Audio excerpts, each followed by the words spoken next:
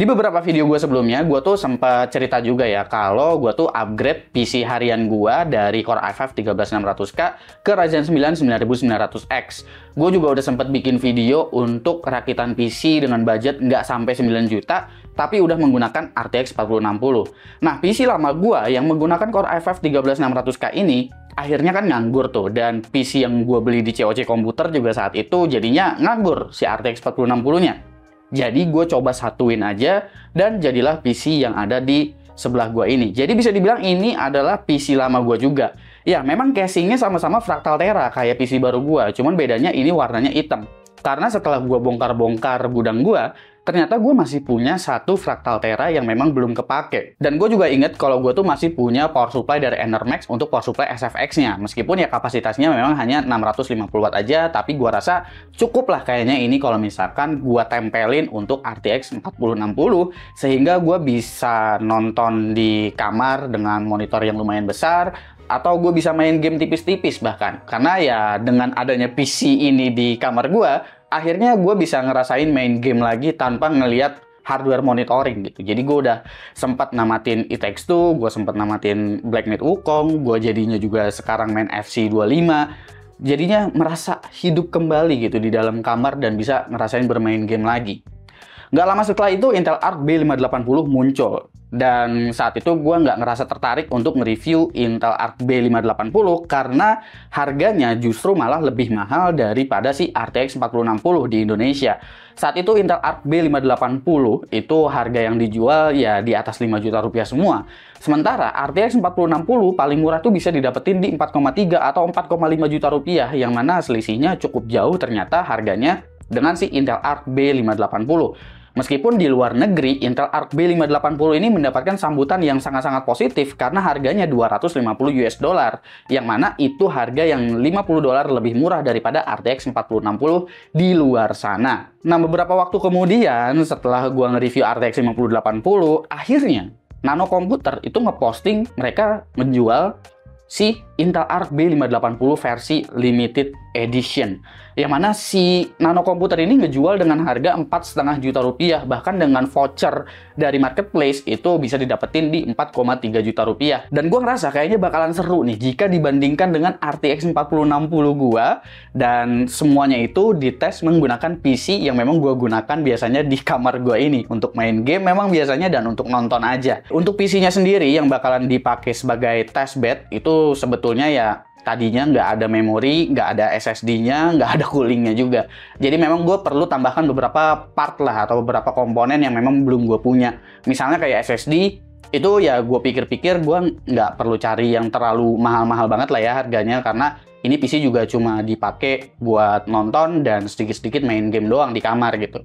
Jadi gue di sini pilih Adata Legend 900 yang menurut gue secara performance si Adata Legend 900 ini udah memiliki performance yang cukup baik lah di kelasnya ya, dengan harga yang juga nggak terlalu mahal ini. Bahkan kalau dilihat kecepatan sekuensialnya aja itu masih bisa tembus di sekitar 6 sampai dengan 7 GB per second kok untuk si Adata Legend 900 ini. Untuk memori di sini gua juga pakai Adata, cuma gua nggak nyari memori yang gimana-gimana emang. Kayaknya pakai DDR5 5600 aja udah cukup, karena latensi dari Core i5 13600K sendiri nggak seburuk Core Ultra Series sebetulnya. Jadi kayaknya pakai 5600 aja udah cukup. Di sini gue pakai XPG Lancer Blade, kapasitasnya 32 GB dual channel. Yang penting di sini gue nyarinya itu yang low profile aja ya, karena gue harus menggunakan cooling top flow juga di PC ini, karena gue nggak bisa pakai cooling tower kan ya kalau misalkan gue pakai si Fractal Tera. Jadi kurang lebih segitu sih, dan kalau mau tahu spesifikasi lengkapnya kurang lebih seperti ini. Motherboardnya juga masih sama ya, masih menggunakan ROG B660i Strix Gaming Wi-Fi. Kira-kira lebih baik mana nih antara si RTX 4060 dan juga si Intel Arc B580? Mengingat sekarang ini per gue bikin video ini ya, ini tepatnya gue syuting di tanggal 11 Februari 2025, itu si RTX 4060 harganya udah naik lagi. Kalau kalian cek di marketplace itu sekarang rata-rata ya harganya udah di atas 5 juta rupiah. Sementara Intel Arc B580 itu harganya udah turun di bawah 5 juta rupiah untuk versi brand partner. Sementara untuk versi limited edition sayangnya jadinya goib, karena saat itu ya official store baik Nano Komputer, COC dan lain-lainnya itu ngejual dengan harga yang normal. Sekarang sekalinya ada di marketplace, kalau kalian temuin harganya juga udah tergoreng untuk versi limited edition. Tapi untuk kayak ASRock atau Maxsun Sparkle itu harganya udah di bawah 5 juta rupiah. Jadi akan menarik untuk dibandingin ya sekarang si Intel Arc B580 dan juga si GeForce RTX 4060. Kalau secara spesifikasi dari core-nya atau dari GPU-nya mungkin agak susah membandingkan si Intel Arc B580 dan juga si RTX 4060.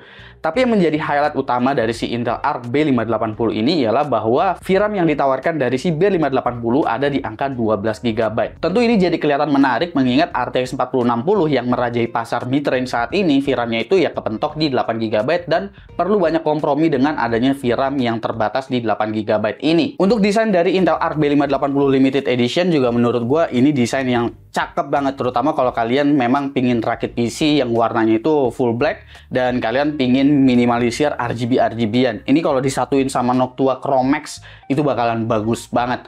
Jadi kalau misalkan kalian nemuin ini dengan harga yang normal di 4,3 atau 4,5 juta rupiah, mending ya buruan disikat aja. Tapi ya sejauh ini gue lihat rata-rata udah pada habis dan kayaknya ada scalper yang memang menggoreng versi limited edition ini.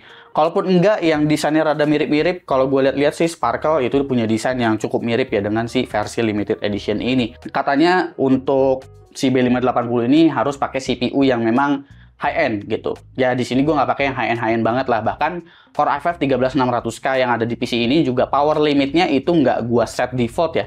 Tapi justru gue turunin ke 125 watt aja karena keterbatasan dari coolingnya itu sendiri. Karena biasanya tuh gue pakai 13600K ini dengan power limit 181 watt. Tapi kali ini ya pasnya di 125 watt aja. Oke, langsung aja kita lihat untuk performance dari B580 versus RTX 4060. Oke, gue bakalan mulai dari GPU temperatur dulu ya. Untuk temperatur ini gue nggak bandingin ke RTX 4060 karena ya ini adalah model GPU yang berbeda dan sistem pendinginnya juga berbeda. Nah, untuk versi limited edition ini, GPU temperatur maksimal yang bisa gue dapetin itu di 76 derajat Celcius saat menjalankan 3D Mark Firestrike Ultra looping selama kurang lebih 20 menit ya. Untuk idle-nya itu paling rendah cukup tinggi sebetulnya di sekitar 50 derajat Celcius. Nah, untuk powernya ini saat gua stress test ini lebih tinggi dari RTX 4060. Intel Arc B580 di sini memakan daya sekitar 143 watt, sementara untuk RTX 4060 ada di angka 112 watt. Yang menandakan bahwa di sini udah kelihatan lah ya, untuk performance per watt tentu RTX 4060 bisa jadi bakalan lebih unggul. Karena kalau kita bicaranya performance, sebetulnya performance-nya terutama di real world scenario itu cukup identik. Meskipun kalau kita ngelihat di 3D Mark-nya, di sini skor dari Intel Arc B580 jauh lebih tinggi dari si RTX 4060. Yang menandakan kalau kemampuan sintetis sih seharusnya B580 ini di atas kertas ya memang di atas RTX 4060. Dan untuk pengujian gamenya semuanya itu ada di resolusi 2560 x 1440. Gua nggak menggunakan resolusi Full HD, tapi gua menggunakan upscaler dengan mode performance. Baik itu menggunakan DLSS untuk Nvidia dan untuk Intel kalau ada XeSS-nya tentu bakalan pakai XeSS. Kalau yang nggak ada sama sekali ya pakainya upscalernya itu adalah FSR. Di Cyberpunk 2077 preset Ultra, di sini gue nggak menunjukkan PC latency sama sekali karena untuk semua pengujian itu gue nggak menggunakan frame generation. Jadi semua performance yang keluar ini adalah raw performance. Jadi semua yang di-render itu native, kecuali resolusinya aja yang memang ada yang nggak native. Untuk RTX 4060 di sini kita bisa lihat bahwa baik resolusi native ataupun menggunakan upscaler ini kalah ya dari si Intel Arc B580. Untuk resolusi native bahkan Intel Arc B580 di sini udah bisa mendapatkan 60 fps jika kalian nggak menggunakan ray tracing. Ray tracing di Cyberpunk 2077 itu cukup berat, dengan ray tracing medium aja langsung drop dia ke 25, tapi itu pun masih di atas 4060. Dan kalau kalian menggunakan XeSS performance, itu dia masih tetap lebih unggul sekitar 7 fps dari RTX 4060. Selanjutnya adalah Hogwarts Legacy. Hogwarts Legacy ini untuk resolusi native juga Intel Arc B580 masih lebih unggul. Di sini gue bisa melihat bahwa keunggulan dari Intel Arc B580 ini kalau misalkan dia pakai resolusi native, dia resolusi 2K gitu lebih tepatnya, dia lebih unggul karena VRAM-nya yang memang lebih tinggi ya. Jadi kalau misalkan pakai upscaler yang mana resolusi aslinya itu jauh lebih rendah, itu kalian bisa ngelihat bahwa RTX 4060-nya udah mulai ngejar, alias performance-nya jadi kelihatan deket tuh. Beda cerita tapi untuk game seperti Black Myth Wukong. Di Black Myth Wukong ini dia nggak ada resolusi native ya, jadi gue hanya bisa membandingkan FSR dengan mode 100. Performance-nya cukup berimbang, baik itu B580 dan juga RTX 4060. Tapi kalau kita menggunakan XeSS dengan angka 50 atau dengan mode performance ya, 4060-nya juga sama, DLSS-nya di set di 50 atau mode performance. Di sini Intel Arc B580 justru kalah dari si RTX 4060 dan selisihnya lumayan juga di 11 FPS. Selanjutnya ialah Horizon Zero Dawn. Untuk resolusi native ini performance-nya juga nggak terlalu berbeda jauh antara Intel Arc B580 dan juga RTX 4060. Yang gua aneh sih di sini pas gua menjalankan Intel Arc B580 menggunakan FSR performance di Horizon Zero Dawn, entah kenapa frame rate-nya itu nggak naik terlalu jauh. Jadi gua rasa mungkin masih ada sedikit bug di FSR kalau misalkan dijalanin dengan Intel Arc B580, khususnya untuk Horizon Zero Dawn ini ya, nggak semua FSR tuh jalannya nggak beres kayak begini. Sementara ya RTX 4060-nya, karena di sini 4060-nya pakai DLSS mode performance, jadinya ya dia bakalan naik FPS-nya ke sekitar 120-an. Lalu selanjutnya di The Last of Us Part 1, di sini untuk resolusi native lagi-lagi Intel Arc B580 itu unggul ya. Di sini unggulnya sekitar 2 FPS aja, tapi 2 FPS di sini tuh udah 5% performance-nya jika dibandingkan dengan RTX 4060. Beda cerita nih kalau kita pakai upscaler, Intel Arc B580-nya di sini ya bakalan jadi kalah sama si RTX 4060. Di sini untuk Intel Arc-nya dia menggunakan FSR, sementara untuk 4060-nya dia menggunakan DLSS performance. Dan kalau kalian pakai upscaler, ya performance-nya bakalan jadi kelewat tuh sama 4060-nya. Lalu untuk di Far Cry 6, di sini lagi-lagi juga resolusi native-nya yang unggul, baik tanpa ray tracing ataupun nggak menggunakan ray tracing. Dan untuk resolusi yang menggunakan upscaler, di sini gue pakainya FSR Ultra Quality. Kalian bisa lihat bahwa performance-nya masih cukup berimbang dengan RTX 4060. Jadi di sini juga menggambarkan bahwa ya FSR nggak terlalu bermasalah juga sih dengan si Intel Arc B580 kalau memang gamenya bisa jalan beres dengan si Intel Arc B580 dengan menggunakan si FSR ini. Selanjutnya ialah Monster Hunter Wilds, game baru yang benchmark-nya juga kemarin banyak dicoba-coba sama orang. Di sini juga gue tes ya dengan preset high, tapi high-nya ini gue custom karena presetnya ini dia secara otomatis mengaktifkan si upscaler sebenarnya, tapi ini gue custom lagi, frame gain-nya juga mati. Resolusi native tanpa ray tracing di sini untuk Intel Arc B580 kalah 5 FPS dari si RTX 4060. Lalu untuk penggunaan ray tracing pada resolusi native juga masih tetap kalah si Intel Arc B580-nya. Dan kalau kita menggunakan XeSS performance ataupun DLSS performance di RTX 4060-nya, sebetulnya performance-nya jadinya cukup berimbang, selisih 2 FPS aja dari 54 untuk B580 dan untuk RTX 4060-nya ada di angka 56 FPS rata-ratanya. Gue juga ngetes untuk beberapa pengujian AI seperti AI Image Generation di Stable Diffusion 1.5, pengujiannya menggunakan UL Prokion. Di sini untuk Intel Arc menggunakan OpenVINO dan untuk RTX 4060-nya menggunakan Tensor RT. Di sini untuk skornya lebih tinggi ya, B580 ada di 1480-an. Sementara RTX 4060-nya ada di angka 1200-an. Selisihnya nggak begitu jauh, tapi B580 unggul ternyata untuk AI Image Generation. Selanjutnya ialah AI Text Generation. Di sini gue menggunakan Llama 2 dengan parameter 13 billion. Yang dihitung di sini ialah token per second, dan gue sebenarnya nggak heran sih kalau parameternya 13 billion, ya B580 bakalan jauh lebih diunggulkan karena VRAM dia lebih gede di 12 GB. Makanya selisihnya cukup jauh di sini. Kalau kita ngelihat 4060 di sini cuma dapat di sekitar 5 token per second aja dengan parameter 13 billion. Kalau pakai parameter yang agak kecil gimana? Di sini gue ngetes untuk DeepSeek R1 Llama 8 billion menggunakan LM Studio tapi bukan menggunakan Prokion. Di sini Intel Arc B580 tetap masih lebih unggul dari RTX 4060 meskipun runtime yang digunakan itu berbeda. Untuk B580-nya menggunakan Vulkan, 4060-nya menggunakan CUDA. Di sini gue bisa mendapatkan angka 59 token per second untuk B580, sementara RTX 4060 mendapatkan angka 43 token per second. Sayangnya untuk pengujian Blender di sini entah kenapa Intel Arc B580 yang gue pakai itu nggak jalan sama sekali untuk Blender benchmark, sehingga nggak keluar skor sama sekali. Untuk RTX 4060 ada di sekitar 747 sampel per menit pada Xinjiang Shop. Pada pengujian encoding video seperti di DaVinci Resolve, di sini Intel Arc B580 juga unggul ya, dan unggulnya ini ternyata cukup jauh.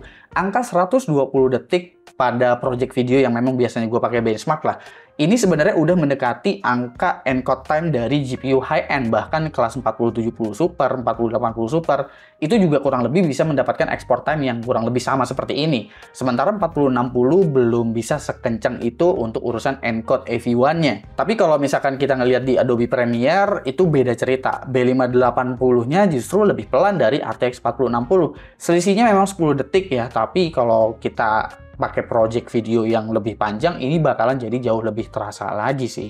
Kesimpulan gue untuk Intel Arc B580. Menurut gue B580 untuk saat gue bikin video ini, kalau harga 4060 nggak berubah-berubah lagi ya, nggak turun lagi, ya B580 bisa kok dipertimbangkan gitu. Memang untuk performance gaming sebetulnya masih ada beberapa inkonsistensi ya gitu. Ada yang memang kenceng banget ngelewatin RTX 4060, ada juga yang memang masih seimbang atau bahkan kalah tipis dari RTX 4060. Tapi kalau kita lihat dari semua pengujian tadi, rata-rata untuk resolusi 2560x1440 native tanpa menggunakan upscaler, si B580 rata-rata unggul dari RTX 4060. Itu disebabkan karena VRAM dari B580 jauh lebih tinggi di 12 GB, sehingga kemampuannya dalam resolusi 2K native tanpa upscaler sama sekali itu justru lebih jago. Sementara RTX 4060 di sini dia diunggulkan dengan adanya DLSS, yang mana DLSS ini memang eksklusif hanya ada di Nvidia aja. Dan untuk teknologi DLSS sendiri, apalagi untuk game yang memang udah mendukung DLSS 4 dengan model transformernya, ini dia bakalan bisa mendapatkan kualitas gambar yang jauh lebih bagus, dan upscalernya memang terbukti menurut gua DLSS sejauh ini lebih beres dan lebih punya kualitas ketimbang XeSS atau bahkan FSR. Kalau kalian juga nyarinya untuk kebutuhan LLM lokal seperti menggunakan LM Studio, Intel Arc B580 juga bisa diandalkan. Misalnya kalian mau menggunakan DeepSeek tadi ya, pakai 8B aja ini udah jauh lebih kencang daripada RTX 4060, apalagi dengan parameter yang lebih tinggi, karena ya 4060 gua rasa nggak bakalan bisa lebih tinggi lagi. Kelihatan juga kan tadi Prokion untuk lama 13B-nya itu jauh sekali dengan si Intel Arc B580 ini. Sayangnya dalam pengujian Blender di sini Intel Arc B580 entah kenapa nggak bisa jalan sama sekali. Sehingga gue belum bisa memberikan kesimpulan yang utuh jika kebutuhan kalian itu memang untuk 3D rendering. Jadi mungkin kalau untuk 3D rendering gue lebih bisa menyarankan kalian untuk tetap stay di Nvidia aja. Tapi kalau kebutuhan encoding video, main game tipis-tipis, mungkin gue rasa Intel Arc B580 ini bisa banget dipertimbangkan loh. Karena dari awal perilisannya sampai sekarang, yang berarti belum lama-lama banget, nggak ada isu mengenai driver sama sekali di Intel Arc B580 ini. Nggak kayak waktu awal-awal A380 rilis, itu gue bener-bener gedek banget sih untuk ngetes Intel Arc ini. Tapi di B580 semuanya berjalan normal, ya macam kayak di Monster Hunter itu kenapa performance-nya masih pelan, ya mungkin memang karena belum optimize aja untuk si Intel Arc-nya ini, bukan permasalahan dari si driver Intel-nya. Kurang lebih segitu aja pembahasan gue untuk Intel Arc B580 jika dibandingkan dengan RTX 4060. Menurut kalian gimana? Coba komen di bawah dan kasih pendapat kalian masing-masing. Apakah kalian jadinya tertarik dengan Intel Arc B580? Ya kalau gue sih untuk di kamar kemungkinan besar ya bakalan tetap stay di RTX 4060 aja, karena di kamar gue pakai monitor yang cukup besar 43 inch. Kayaknya gue lebih pingin menggunakan DLSS aja untuk saat ini gitu, karena ya mau nggak mau gue harus pakai upscaler gitu. Tapi kalau misalkan kalian punya pendapat yang berbeda dan kalian pingin mendapatkan Intel Arc B580 Limited Edition ini, mungkin ke depan ini X reviewnya bakalan gue jual lagi, karena ya kemungkinan besar ini nggak akan gue pakai untuk sehari-hari juga.